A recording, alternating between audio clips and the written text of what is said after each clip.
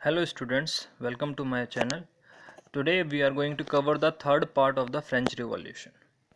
ठीक है, अभी तक हमने बात की कि जो रीजंस थे फॉर इंक्रीजिंग द टैक्स।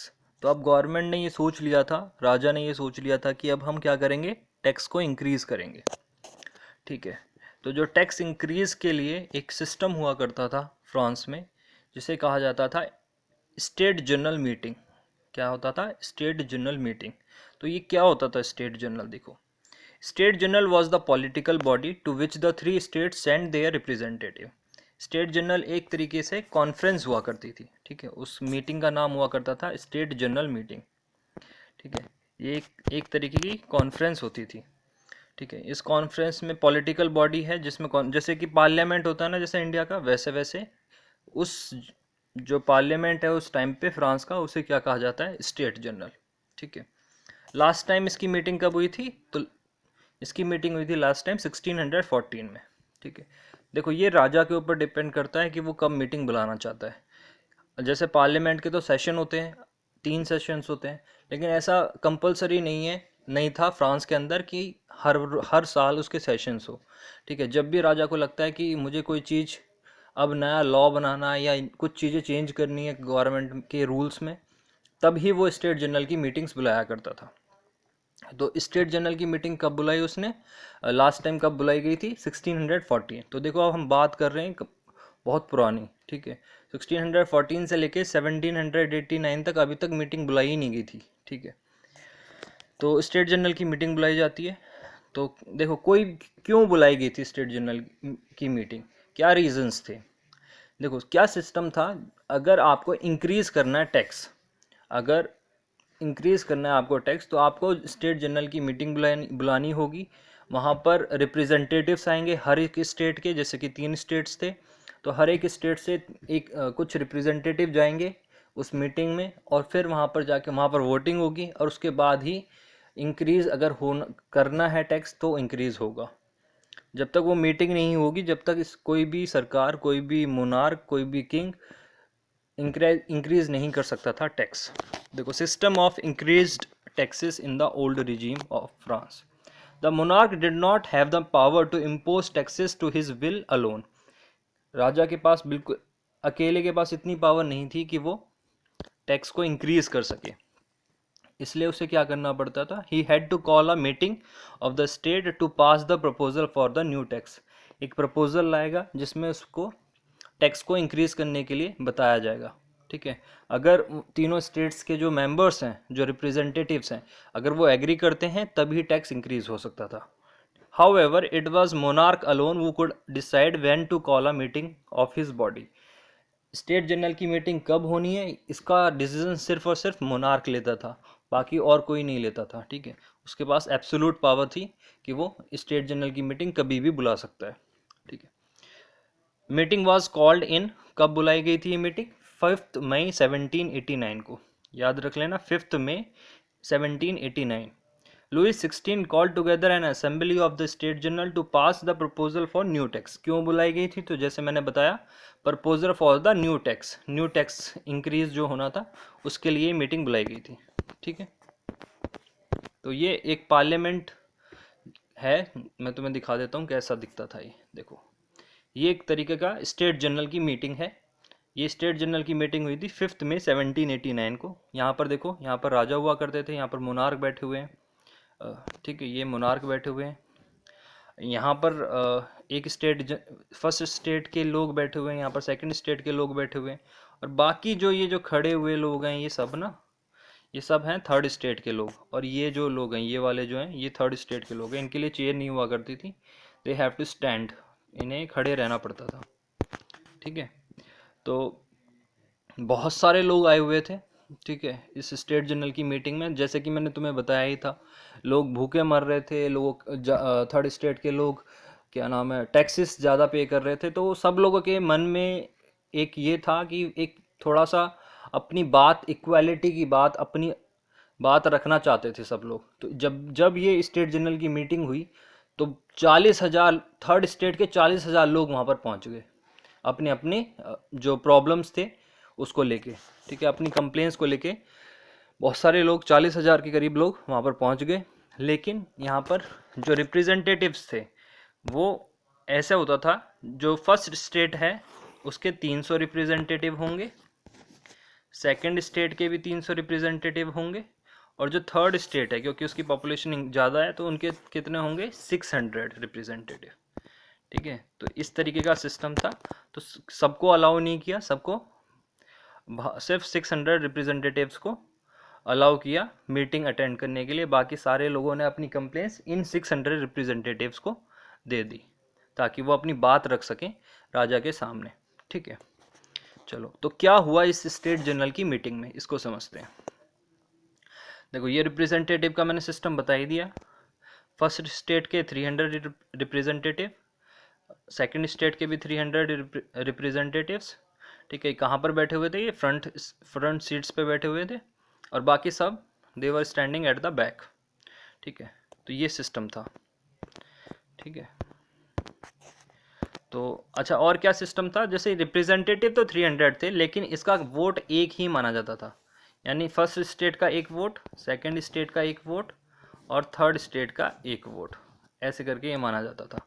ठीक है, तो अगर वोटिंग होगी, मान लो कि अगर वोटिंग होती थी पहले, तो जो फर्स्ट स्टेट और सेकंड स्टेट वाले लोगों ने बोल दिया तो देखो 1 वोट ये रहा, 1 वोट ये रहा, तो 2 वोट हो गए। अब थर्ड स्टेट वाले कुछ बोलें या ना बोलें, अपोजिट भी रहें तो कोई फ़र्क नहीं पड़ता, क्योंकि मेजोरिटी तो इनको मिल गई ना, 3 में से 2 वोट मिल गए, तो मेजोरिटी इनकी है। तो ये जो फर्स्ट स्टेट और सेकंड स्टेट वाले लोग बोल देंगे वही काम हो जाएगा।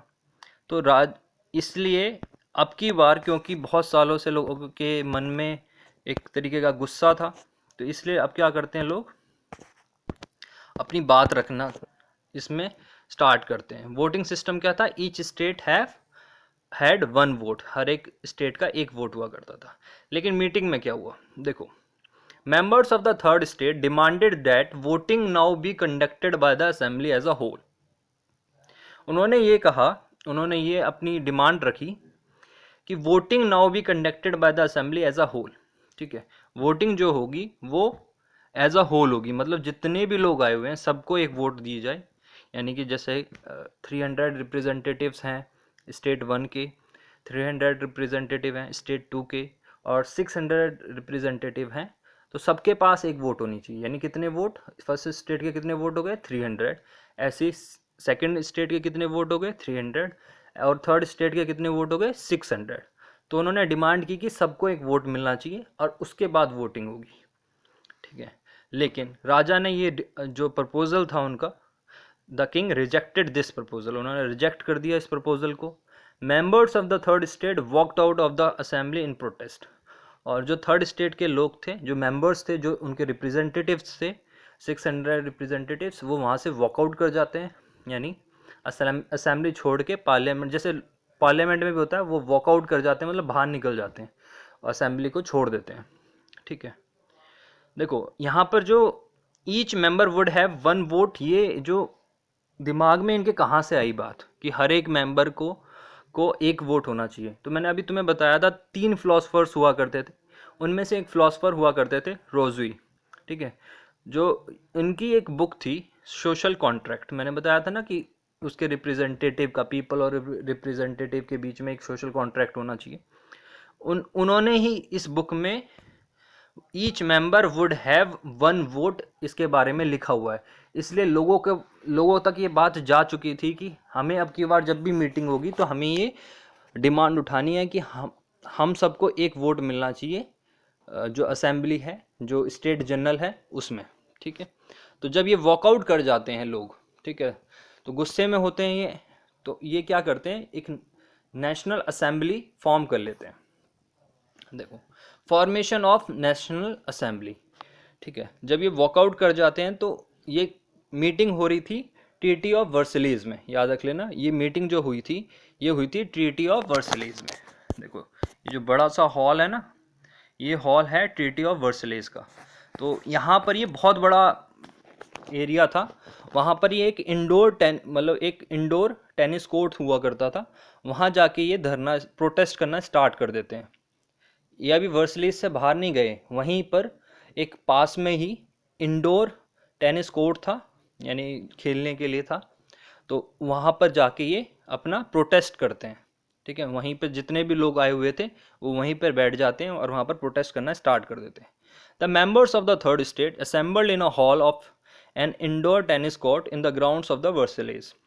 दे declare themselves a national assembly, और वो अपने आप को क्या बता देते हैं, वो अपने आप को डिक्लेयर कर देते हैं नेशनल असेंबली। ये कब की बात है, 20 जून 1789 को। देखो कुछ दिन तक तो वो प्रोटेस्ट करते हैं, लेकिन जब बातें उठने लग जाती हैं, प्रोटेस्ट होने लग जाते हैं, तो एक लीडर बना दो लीडर्स उभर के आते हैं वहाँ पर, और वो लीडर्स जो लोग सारे लोग प्रोटेस्ट कर रहे हैं उनको एक नाम दे देते हैं, वो नाम है नेशनल असेंबली, ठीक है। वो अपने आप को नाम दे देते हैं कि हम कौन लोग हैं, नेशनल असेंबली। रीज़न क्या था इन्होंने अपना नाम नेशनल असेंबली क्यों दिया, क्योंकि अभी तक जो प्रोटेस्ट तो कर रहे थे लेकिन इनका मोटिव नहीं था। तो वो जो देखो जो मीटिंग हुई थी वो हुई थी 5 मई को, ठीक है, और ये बात कर रहा हूँ मैं 20 जून 1789 की। इतने दिनों में ये लोग डिसाइड करते हैं कि हमें अपना क्या एजेंडा रखना है, हमारा क्या एम होना चाहिए। तो इनका क्या रीज़न था, क्या एम रखा इन्होंने ये एम रखा, नेशनल असेंबली जब बनी इन्होंने ये एम रखा कि हम एक कॉन्स्टिट्यूशन डिफाइन करेंगे, एक संविधान लिखेंगे, ठीक है, फ्रांस के लिए, क्योंकि अभी तक कोई संविधान नहीं है, अभी क्या है, राजाशाही है। तो वो एक ड्राफ्ट करते हैं constitution of France to limit the power of monarch. राजा की जो पावर्स हैं उसको कम करने के लिए वो एक कानून लिखेंगे कि राजा कुछ भी कर रहा है तो हमें क्या करना चाहिए, एक कॉन्स्टिट्यूशन लिखना चाहिए जिससे जो राजा की पावर्स हैं वो लिमिट की जा सके, ठीक है। और वो कॉन्स्टिट्यूशन लिखना स्टार्ट कर देते हैं, जो लोग पढ़े लिखे होते हैं वो अपने आप लिखना स्टार्ट कर देते हैं कॉन्स्टिट्यूशन, ठीक है। नेशनल असेंबली के जो लीडर्स थे उस टाइम पर, दो लोग बहुत फेमस हुए उस टाइम पर, एक था मीराबाऊ और एक था अबेसियस, ठीक है। मीराबाऊ जो थे वो थे, he was born in a Nobel family, तो वो नोबिलिटी में से थे, याद रख लेना। देखो ये थर्ड स्टेट के लोग, थर्ड स्टेट के नहीं थे मीराबाऊ ब्यू, ठीक है। वो कहाँ के थे, वो थे सेकंड स्टेट के, नोबिलिटी से थे, वो पैदा हुए थे नोबिलिटी में, but was convinced to do away with the society of feudal privileges. जो फ्यूडल प्रिविलेजेस नोबल्स को मिलते हैं वो उन्हें पसंद नहीं थे, और वो ये हमेशा ये सपोर्ट करते थे कि फ्यूडल प्रिविलेजेस किसी को भी नहीं मिलने चाहिए by birth. He brought out a journal and delivered powerful speeches to the crowds assembled at the Versailles. उन्होंने एक जर्नल निकाल लिया था, मतलब एक तरीके से न्यूज़पेपर जैसा होता है, पतली सी कॉपी होती है, ठीक है। उन्होंने एक जर्नल निकाला जिसमें वो अपने व्यूज़ लिखा करते थे, ठीक है। और वहाँ पर जब वो असेंबली हो रही थी तो रोज़ स्पीचेस जो दिया करते थे वो स्पीच दिया करते थे इसी असेंबली में, जो नेशनल असेंबली थी वहाँ पर रोज़ स्पीचेस दिया करते थे लोगों को मोटिवेट करने के लिए, ठीक है, कि हमारे क्या क्या पॉइंट्स हैं, हम क्या क्या काम करने वाले हैं।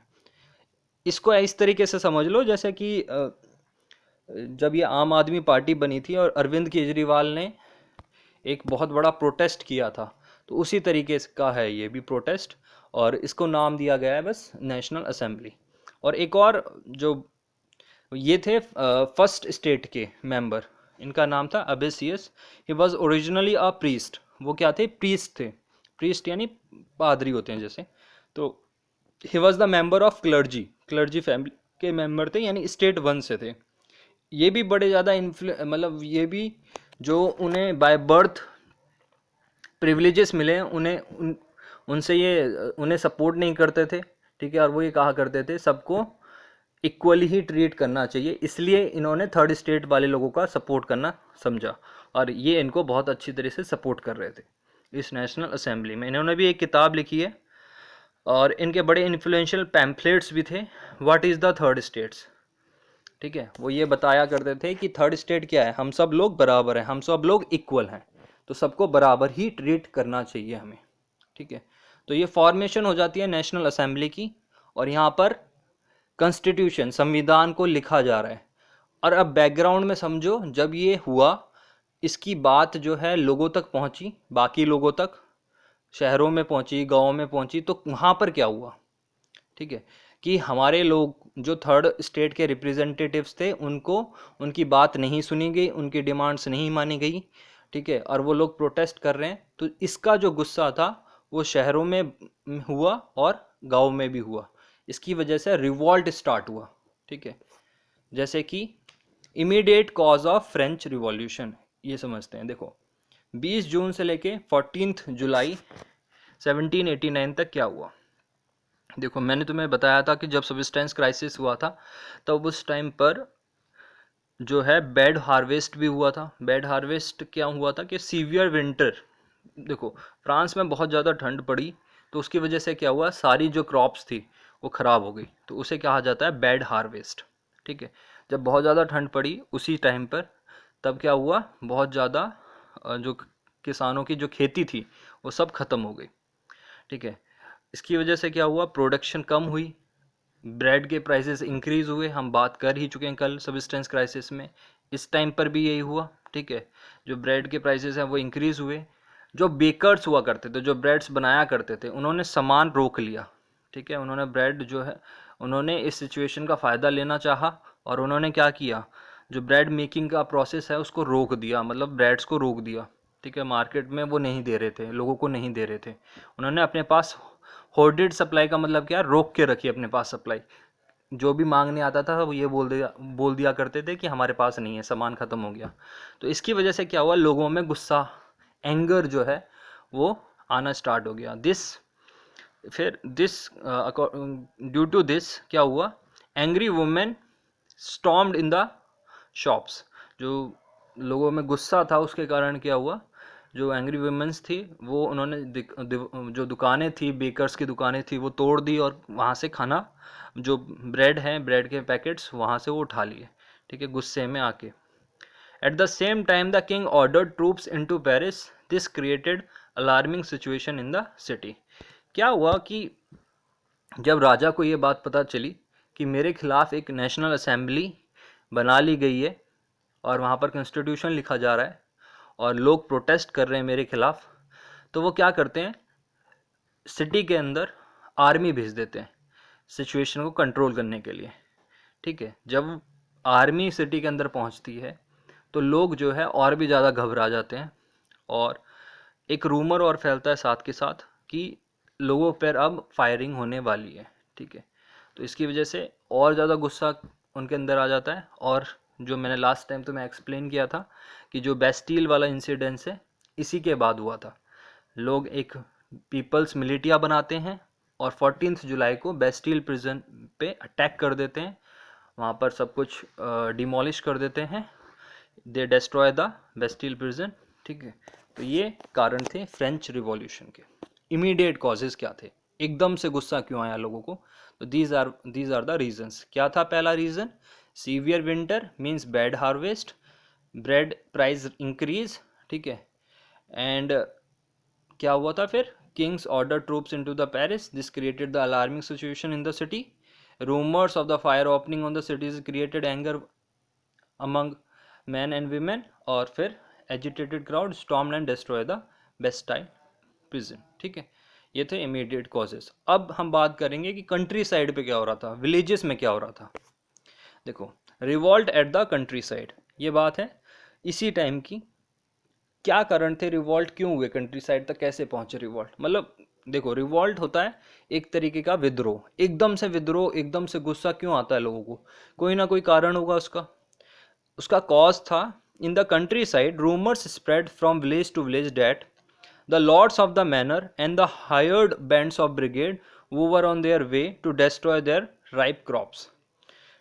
जो बड़े लॉर्ड हुआ करते थे उन्हें कहा जाता था मैनर, MANOR, मैनर।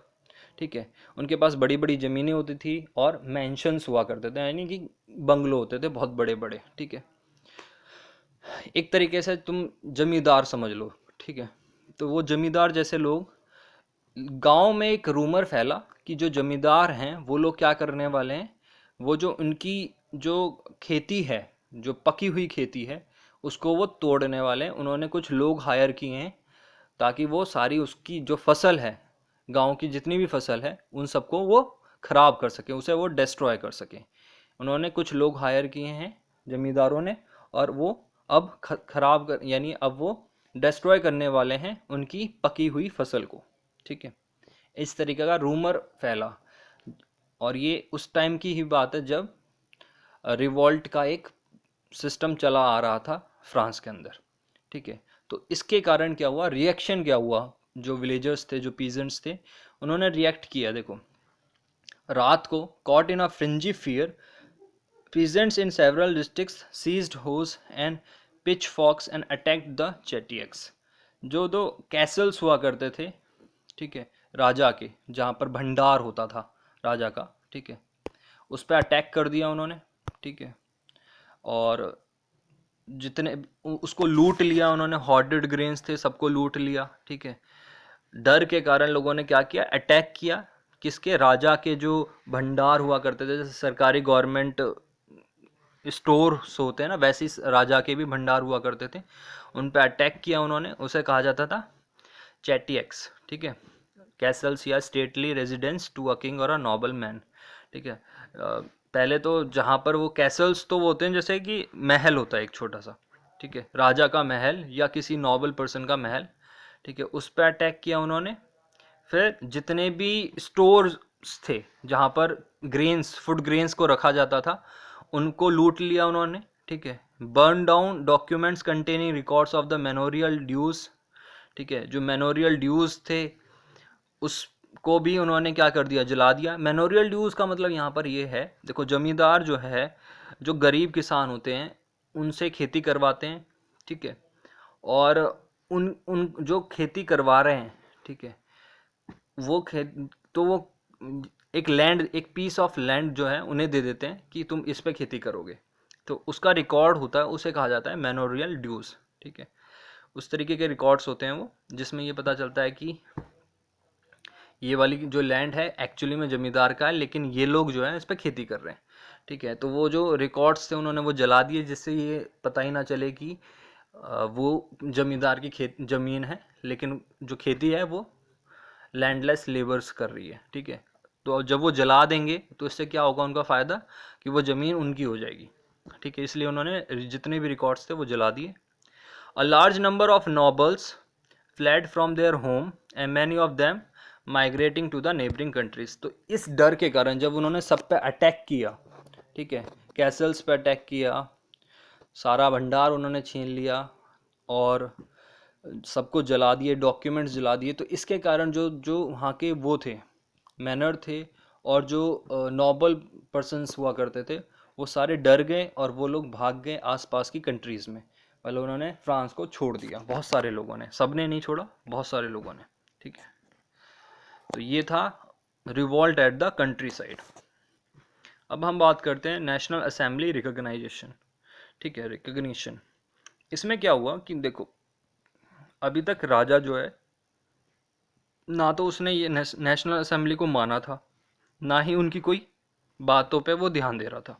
राजा के पास सारी न्यूज़ जा रही थी, लेकिन अभी तक वो बिल्कुल भी ध्यान नहीं दे रहा था, बिल्कुल बेपरवाह था। लेकिन जब ये रिवॉल्ट हुआ, सिटी में भी और कहाँ पर, कंट्री साइड में भी, विलेजेस में भी, तब राजा को ये रिकॉग्नाइज करना पड़ा कि एक नेशनल असेंबली बन रही है, इसके कारण बहुत सारे रिवॉल्ट्स हो रहे हैं फ्रांस के अंदर। और अगर उसने अभी कुछ नहीं किया या अगर उनकी बातें नहीं मानी, तो फिर जो है वो उसको मार सकते हैं। रिवॉल्ट इतना बड़ा हो सकता है कि ही मे डाई। तो इस कारण से when people revolted, Louis 16 finally gave recognition to the National Assembly and accepted the fact that his power now would be checked by Constitution।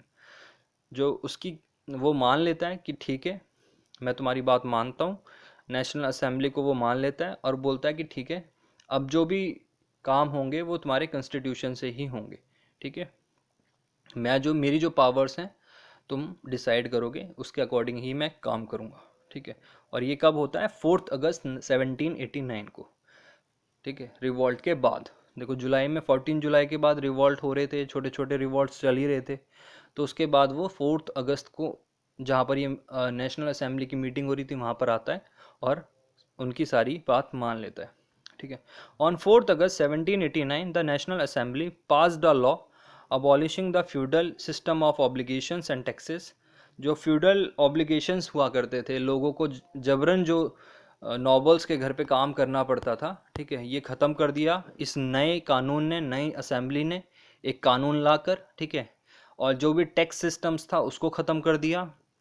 जो मेंबर्स ऑफ क्लर्जी थे, too were force to give up their privileges, जो clergies को privileges मिले हुए थे, जो nobles को privileges मिले हुए थे, वो सब खत्म कर दिए उन्होंने। As a result the government acquired the asset worth 2 billion livre. और जो नेशनल असेंबली थी उसने जो फ्रांस की जो गवर्नमेंट थी, जो उसके पास पैसा था उस टाइम पर, वो सारा पैसा उन्होंने, जो एसेट था वो 2 बिलियन लिवरे का था, तो उसको उन्होंने एक्वायर कर लिया। एक्वायर का मतलब यहाँ पर है वो उनके अंडर में ले लिया नेशनल असेंबली ने।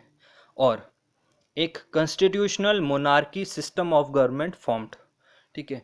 राजा तो रहेगा लेकिन उसकी पावर जो है लिमिटेड रहेंगी, और एक कॉन्स्टिट्यूशन होगा फ्रांस के अंदर, ठीक है। ये उस दिन डिसाइड हो जाता है, लेकिन अभी तक कॉन्स्टिट्यूशन पूरी तरीके से बना नहीं होता है।